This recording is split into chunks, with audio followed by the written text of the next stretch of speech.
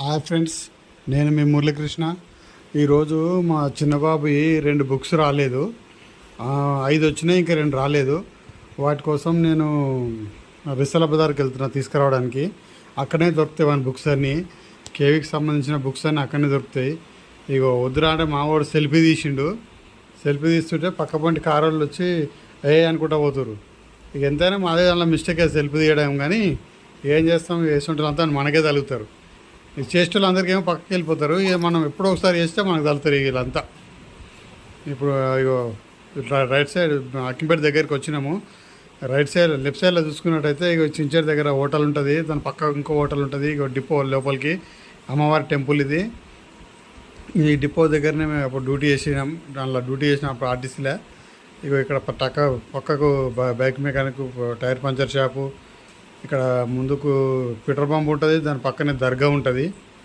ఇక్కడ right side చూసుకున్నట్టయితే furniture mall ఉంటుంది. ఈ పెట్రోల్ పంపులో ఇప్పుడు మేము పెట్రోల్ పోసుకుంటాం. ఇప్పుడు దర్గా అని చెప్పినా కదా, దర్గా ఇప్పుడు పెట్రోల్ పోసుకోవటానికి పోతున్నాం పెట్రోల్ పంపులకి. పంపులో పోయిన ఇది ఆర్టీసీ వాళ్ళదే పంపు. ఇది వాళ్ళ ఆధ్వర్యంలో నడుస్తుంది. ఇది పెట్రోల్ పోసుకొని మళ్ళీ బయటికి వెళ్తున్నాము. ఈ రోడ్డు చాలా బిజీగా ఉంటుంది సాయంత్రం టైంలో, మార్నింగ్ టైంలో. 1 వే ట్రాఫిక్ అన్నట్టు ఈ రూట్లో.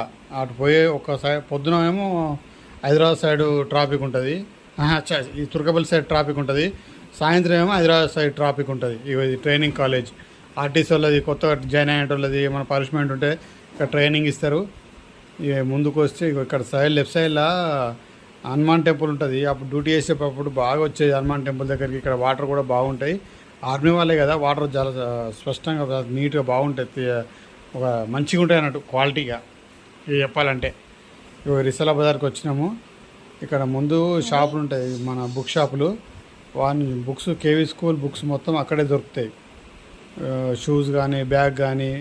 కొంచెం ముందుకు పోతే ఇంకో వేరే షాప్ ఉంటుంది, అక్కడ దొరుకుతాయి. ఈ బుక్స్ తీసుకుంటున్నాం. 130. మా భార్య చెక్ చేస్తుంది బుక్స్ని,